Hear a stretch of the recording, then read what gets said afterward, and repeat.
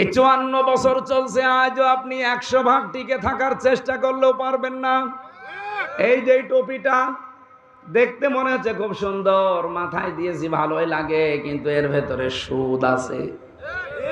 এখন যদি বলেন হুজুর আপনার টুপিতে সুদ, দালার ওয়াজ শুনে করবো কি, বাড়ি চলে গেলাম। আমি সুদের টাকা দিয়ে টুপিটা কিনি নাই।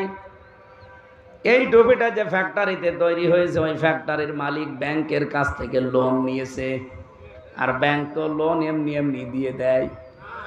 বলেন বলেন, আমি ডাইরেক্ট সুদ যদি নাও খাই, ইনডাইরেক্ট খাচ্ছি। এই যে আমার মনে হয় এদেশে যদি ফেরেশতা জিবরাইল এসে বাস করে, তারও যে অর্থনৈতিক অবস্থা আমাদের দেশে সুদ ভিত্তিক, তারও সুদের সাথে কারবার করা লাগবে। আমরা তো এইটাই পাল্টাতে চাই, যেখানে 1 টাকা সুদ খেলে মায়ের সাথে 33 বার জেনা করার গুনাহ হয়, সেই সিস্টেমটা 54 বছরে আমরা পাল্টাতে পারলাম না।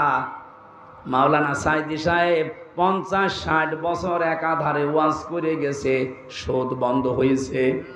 বলেন বলেন, সুদ বন্ধ হতো যদি আল্লামা সাইদির মতো 151 জন কোরআন বুকে নিয়ে সংসদে ঢুকতে পারত। সুদ বন্ধ হতো, সুদের বাপ বন্ধ হতো। বলে সুদ ছাড়া ব্যাংক চলে না, চলে না মানে সৌদি আরবে চলছে না, মালয়েশিয়া চলছে না, ইসলামী দেশগুলোতে যে দেখেন, আফগানিস্তানে যান, সুদ ছাড়া যে ব্যাংক চলে তার প্রমাণ পৃথিবীতে আছে। আপনি চালাতে পারেন না, তার কারণ হচ্ছে আপনার অর্থনীতি সুদ দিয়ে ভরা। এদেশে যদি সত্যি এবার 151 জন এমপি কোরআনে কারিম বুকে নিয়ে যেতে পারে, সংসদের প্রথম অধিবেশনে তারা নামাজ এবং যাকাতের বিল আনবে।